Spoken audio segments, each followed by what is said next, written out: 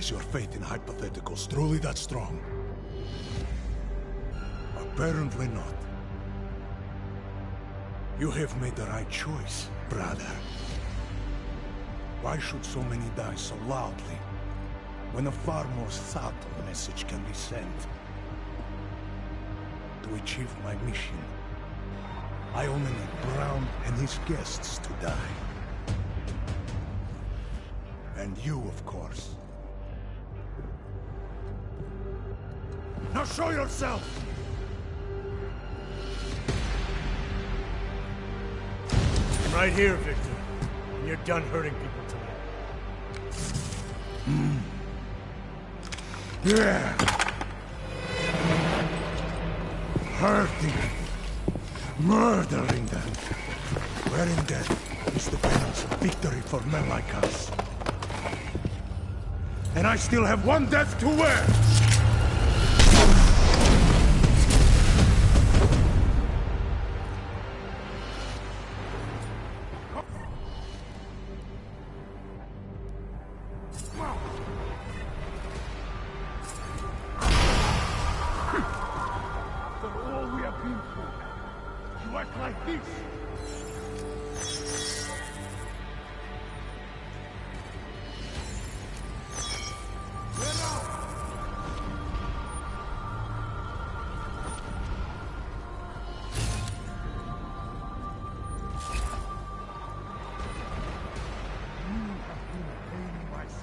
For far too long, trying to stop me, trying to stop all of this. But you do not see the futility of this endeavor. Perhaps in death, you will realize the truth.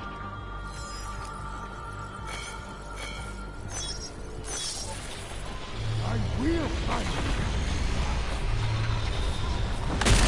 You know what you're up to.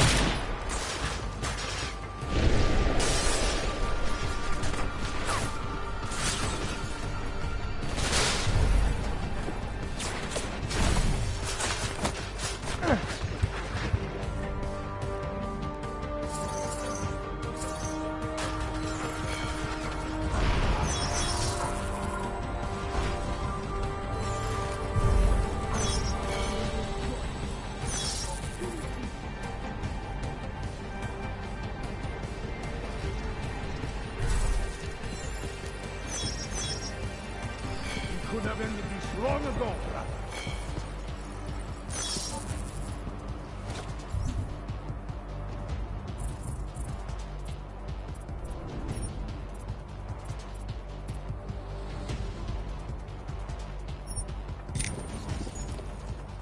Get out where I can see you.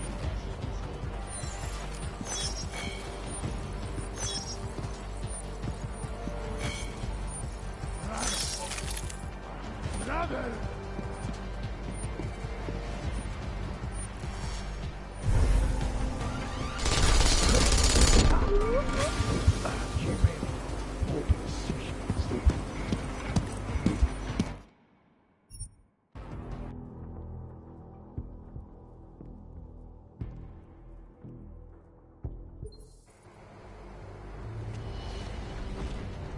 Let's go, Shiny!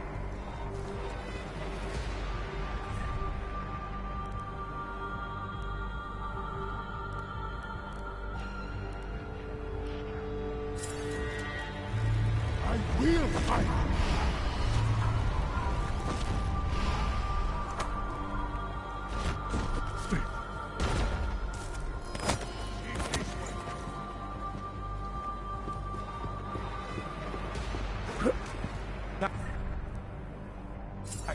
Copy?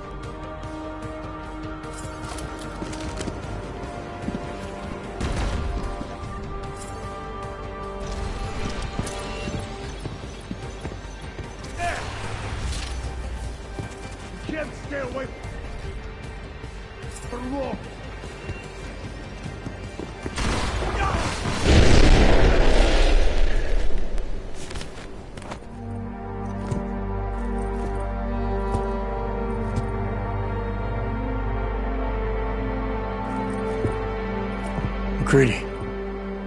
It's over.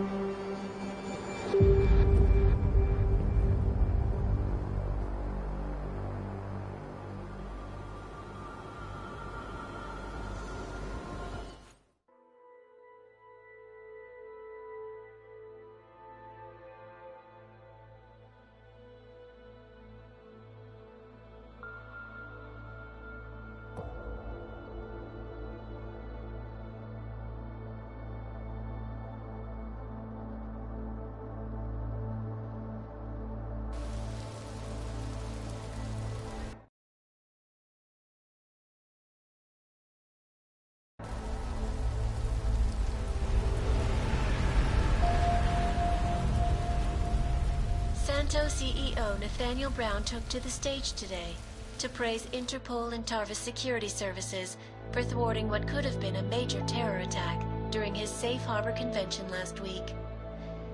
Interpol has confirmed that a group of radical terrorists linked to the Augmented Rights Coalition wired the residential towers surrounding Apex Center with enough explosives to destroy 2 city blocks.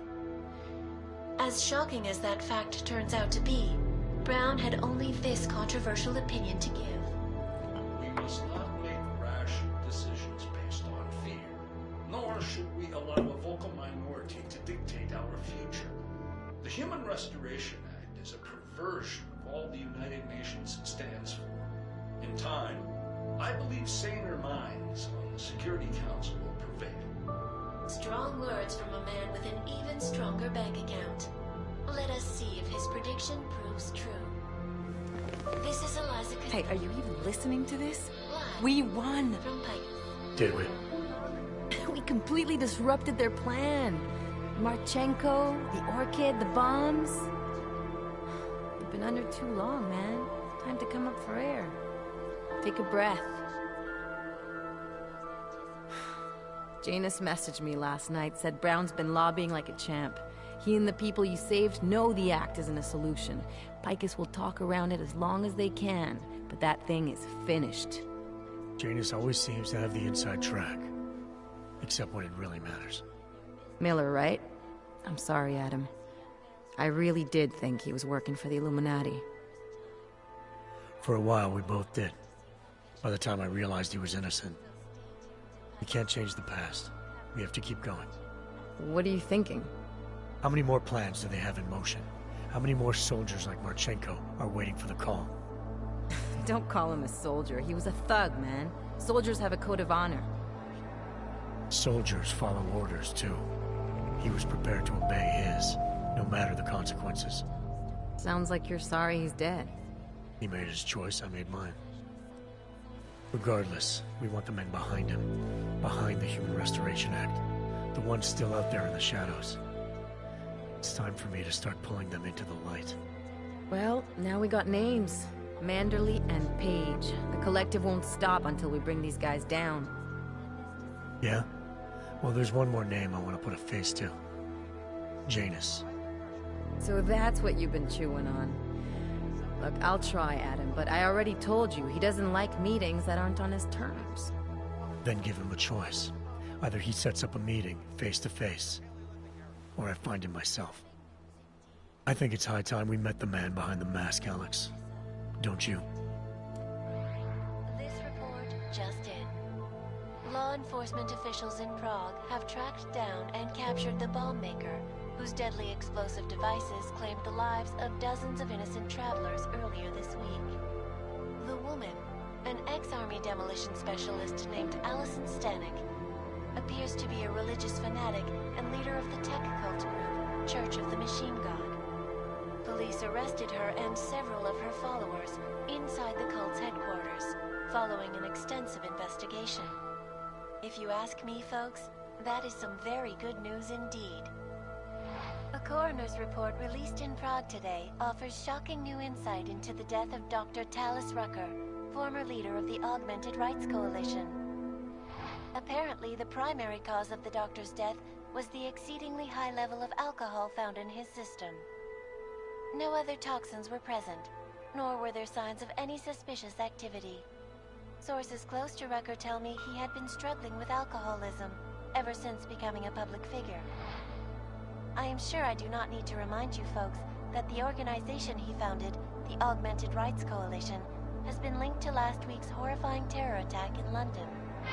It seems not so long ago that Dr. Tallis Rucker was on this very program, trying to convince all of us that his Augmented Rights Coalition was a non-violent organization.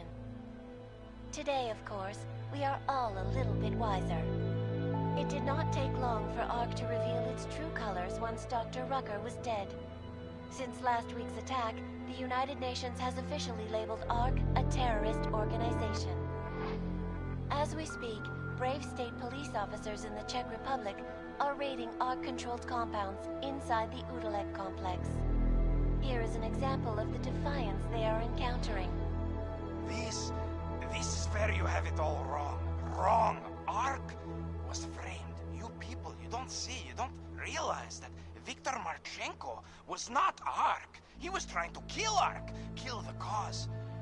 But he has failed. We are strong, we are innocent, and we will not be used as pawns by rich, scared men who want to make us less than human. I am sorry, young man, but methinks thou doth protest too much. The Diwali criminal organization is under intense scrutiny this evening for their role in the London attack. Evidence uncovered by Interpol indicates that high-ranking members of the chapter in Prague supplied weapons and logistical support to ARC terrorists. Among those being sought for questioning is Otar Botkavelli, leader of the Diwali's Prague chapter. Sources close to Botkavelli tell me he has only recently assumed this role and should not be held accountable for past mistakes. I do not know, folks. Is this really the face of a man we can trust? Join the online discussion and let us know what you think. News out of Paris today, where a sharp rise in illegal underground publications may have links to a prison escape recently orchestrated in Prague. Last week, Czech state police were holding members of the underground news group Samizdat on charges of disturbing the peace, human trafficking, and media terrorism. The radicals escaped their holding cell, however, and are believed to have subsequently made their way deeper into Western Europe. Shortly after their escape, a radical publication called Silhouette began appearing throughout France. Has Samizdat rebranded itself as Silhouette? I am sure you will agree with me on this one, folks, no matter what name these people go by. There is nothing more dangerous than the spread of false news. Turning our attention now to a more colorful story. A recent incident inside an illegal underground drug laboratory has led authorities to the heart of Prague's Neon operation. According to sources familiar with the new drug, the dangers of Neon had more to do with illegal distribution methods and criminal ties than with consuming the drug itself. Make no mistake, folks, Neon is illegal, and the dismantling of this laboratory is good news for everyone. However, some government officials have hinted to me that the drug may have therapeutic benefits, and if so, a government-approved version of Neon could be made available to the public eventually. Further testing will be required, of course, so only time will tell.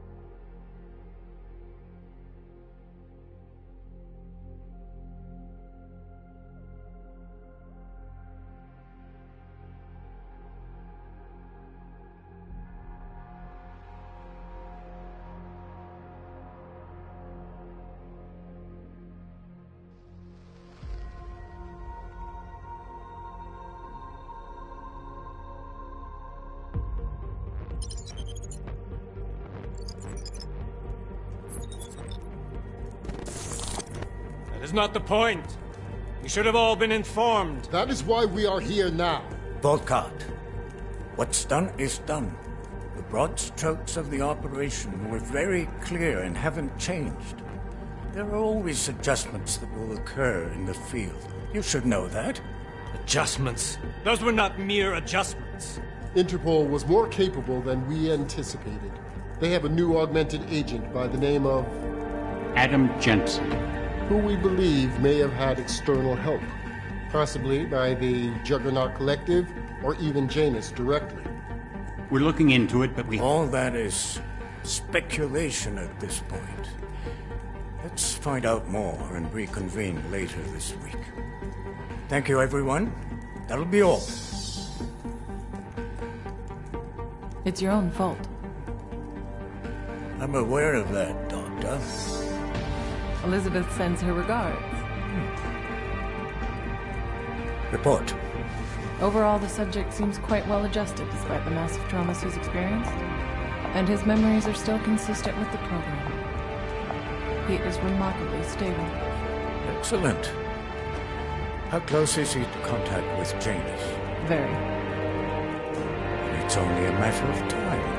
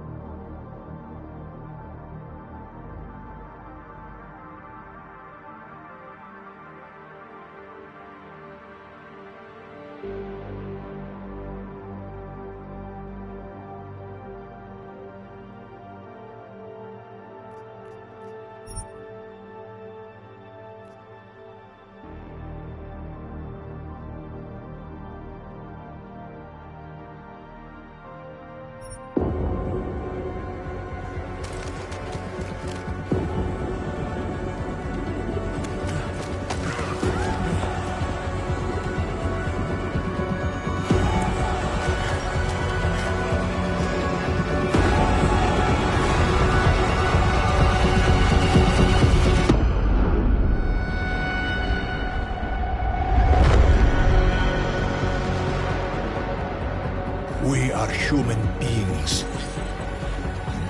Each and every one of us. This must not go on. This injustice must end.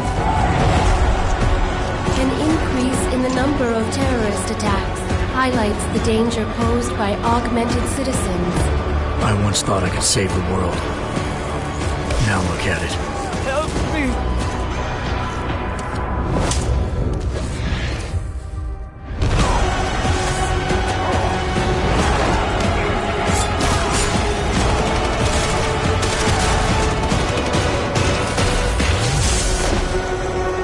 Sometimes, you just have to let go and embrace what you've become. They've worked from the shadows for years, shaping the future, manipulating lives, controlling information. Innocents have died as they play their game. We will not sit idly by and allow our rights to be eroded out of fear and ignorance any longer. We will not be herded into ghettos and treated as outcasts. We will stop at nothing. The world is different now. The old rules no longer apply.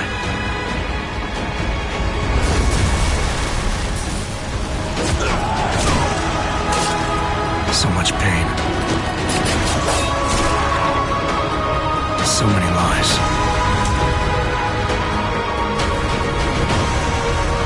Their darkness must end.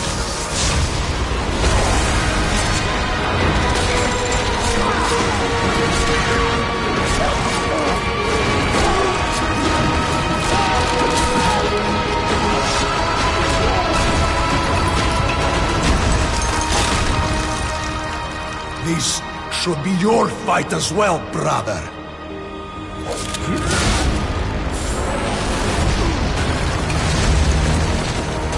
The promise of a golden age is over.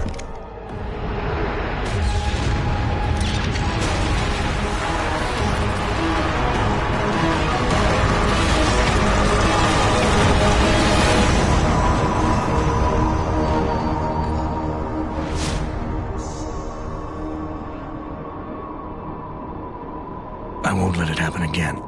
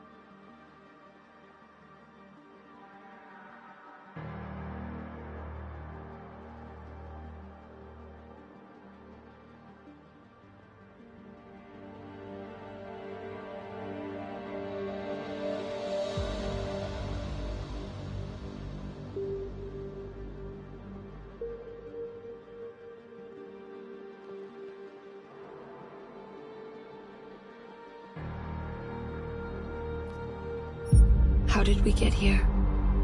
Technology is advancing at a phenomenal rate. Artificial eyes to cybernetic limbs. The promise of a better future. We now have the choice to free ourselves from any kind of limitation. Strength, power, speed.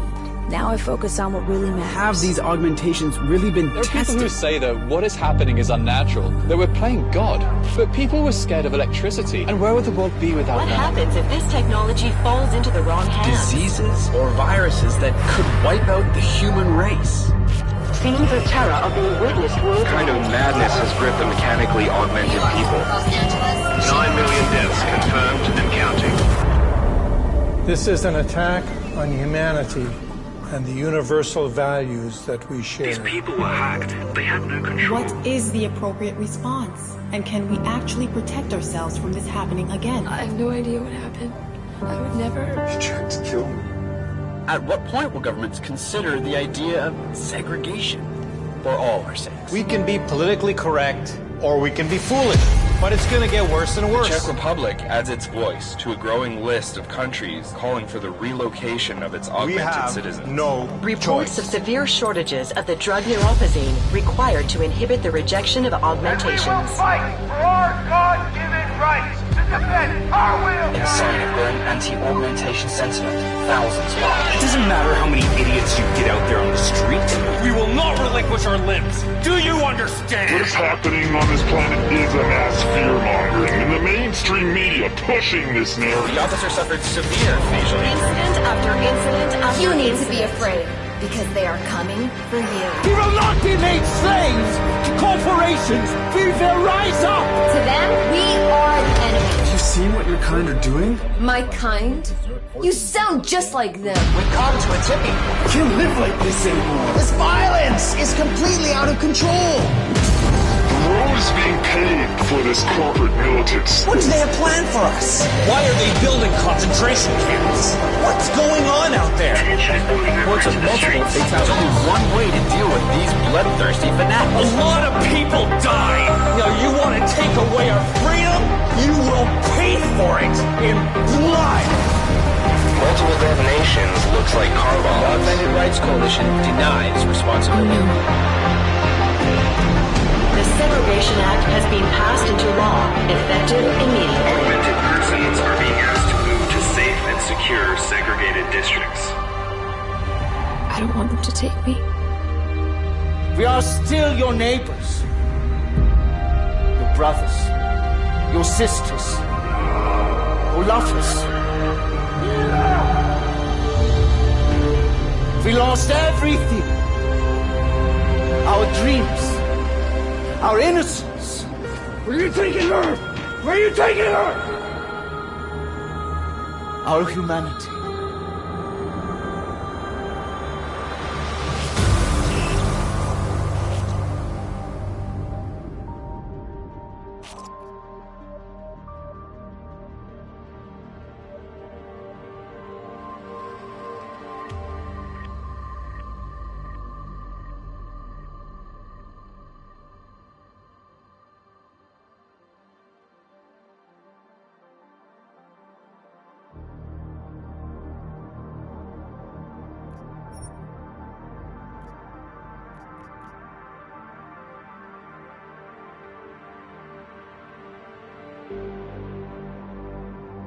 The year was 2027.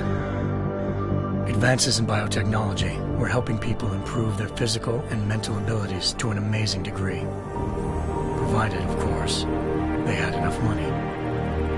A new breed of people was emerging, half human, half machine. And in Detroit, at least, not everyone was happy to see it. I'd just landed a job as head of security at Sarif Industries, a cutting-edge biotech firm. David Sarif himself handpicked me for the job. Said he needed me to keep his people safe. My ex, Megan Reed, was one of them. Brilliant neuroscientist, Megan had found a way to make augmentation safe and affordable for everyone. All she had to do was present her research to Congress. But the night before her big meeting, my security measures failed. A team of Black Op mercenaries stormed into Sarif headquarters, massacring everyone in sight. 3 of the mercs were heavily augmented walking tanks. Their mission? Take out Megan and her team.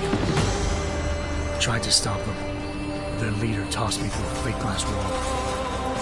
Last thing I heard as his bullets slammed into my brain was Megan's dying scream. I should have died with her. Only I didn't. High-end military-grade enhancements saved my life. The best augmentation Sarif's money could buy. Took me half a year to get a feel for her. Should have taken longer. But 6 months into my recovery, Sarif Industries was attacked again. This time, by a radical group of pro-human purists. Violent, militant, and fanatically opposed to human augmentation. They claimed to be members of Humanity Front, a non-profit organization that wanted the UN to limit biotechnology research. The thugs broke into Sarif's factory and found machinists working overtime on a top-secret military augment called the Typhoon. Sarif sent me to retrieve it, and when I did, I found one of the so-called purists next to it, wired with cerebral implants, trying to download its classified specs. Obviously, something more was going on. The Aug killed himself before I could question him. Sarif ordered me to dig deeper, so with the help of Frank Pritchard, Sarif's head of cybersecurity, I did. Turns out a second hacker had been controlling the Aug's actions from somewhere off-site. Pritchard and I tracked his signal to a secret FEMA internment camp in Detroit. The Black Op mercenaries were there. The same mercs who'd left me for dead 6 months before. Figured they'd try again when they saw me. It wasn't so easy for them this time. I took out the tank named Barrett, even got him to give me a new lead. A penthouse apartment in China. Of course, we both knew it would be a trap in the end.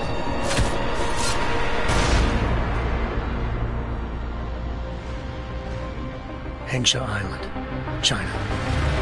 Home to a city so crowded, they had to build a second city on top of it. Trying to find clues in Hengsha wouldn't be easy. Lucky for me, I wasn't alone. Farida Malik, Sarif Industries' ace pilot, had lived in Hengsha before. A good person to have on your side. She knew enough about the place to get me around. Malik dropped me in the lower city, close to the penthouse Barrett had told me about. Bell Tower Associates, a private security firm under contract to the Chinese government, had agents tossing the suite when I arrived. Just not for the reason I'd been expecting. Turns out the man who lived there was a criminal hacker named Van Bruggen. The same hacker who'd been remotely controlling the Aug in Sarif's factory. Van Bruggen's panicked decision to force the man to commit suicide had been a mistake. Now his mercenary partners were gunning for him, and I needed to find him before they did. Locating Van Bruggen meant playing nice with the Triads, Hengsha's organized crime lords. They had the hacker holed up inside a low-rent capsule hotel. By the time I found him, Van Bruggen had no qualms giving up the woman who hired him. Zhao Yunru, president of the Taiyang Medical Corporation. According to Van Bruggen, Zhao wanted to monopolize the augmentation industry and had hired Black Op mercenaries to destabilize her competition. Sarif Industries was at the top of her list. To prove this, I needed to get inside TYM and grab a surveillance hologram off a server.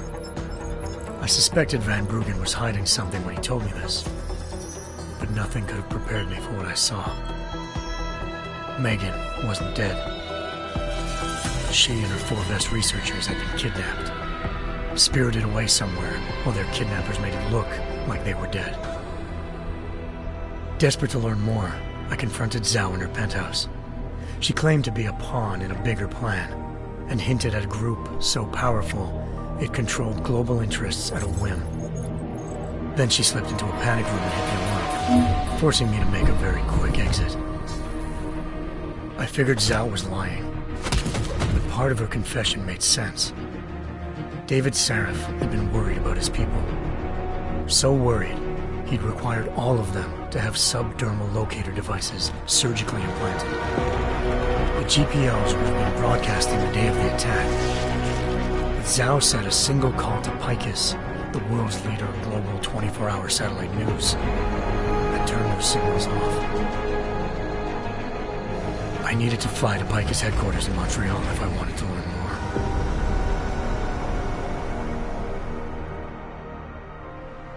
Eliza Cassan, Picus Communications' First Lady of News. Malik thought I was reaching when I told her Eliza was involved in this. The world's most famous news anchor, working with a mercenary hit squad. But when I confronted Cassan in her office, she freely admitted to jamming Detroit's satellites the night Megan's team had been taken. Said she's just been following her commands. I suspected she wanted to say more. But Black Op mercenaries showed up, looking to shut us both down. And just like that, the Eliza I'd been talking to disappeared. The Mercs were led by an augmented killer I'd crossed paths with twice before. Fedorova, a woman who'd made silence her best friend. She waited for me to track Eliza's transmission to a secret server room underneath the Picus complex, then jumped me from behind. A deadly fight ensued. I made sure she never moved silently again. With Fedorova down, and no one left to keep Eliza quiet, she reappeared. Turns out Picus's First Lady of News wasn't a lady at all. She was a sophisticated AI program, engineered to monitor data streams and control what people believed. Eliza told me the Mercs had brought in a Humanity Front doctor named Isaiah Sandoval to remove the scientist's implanted tracking devices while Detroit's satellites were down. She also told me to speak to David Sarif if I wanted to learn more. By the time Malik and I got back to Detroit, tensions between normal and augmented citizens had reached a flashpoint. Riots were breaking out in several cities, and the UN was being urged to intervene. Sarif was trying hard to convince Hugh Darrow, the inventor-turned-philanthropist who'd once been a leading proponent of enhancement technologies, to help stop a possible regulatory vote. Sarif had a lot riding on Darrow. Megan's discovery would have given millions of people the chance to evolve beyond their normal human abilities, and at the same time catapulted Sarif Industries to the top of the Fortune 500. According to Sarif, Megan's kidnappers knew this, and didn't want people evolving unless they controlled how it was done. He called his enemies Illuminati, and urged me to keep searching. Determined to do so, I tracked down Sandoval via America's most outspoken augmentation opponent, Bill Taggart, Sandoval's boss and founder of Humanity Front. Sandoval admitted to operating on Megan's team when I confronted him, but said he hadn't removed their GPLs. He'd merely switched them to a different frequency. Pritchard was able to trace one of the signals to China. Malik and I immediately took off in pursuit. Unfortunately, the Illuminati were one step ahead.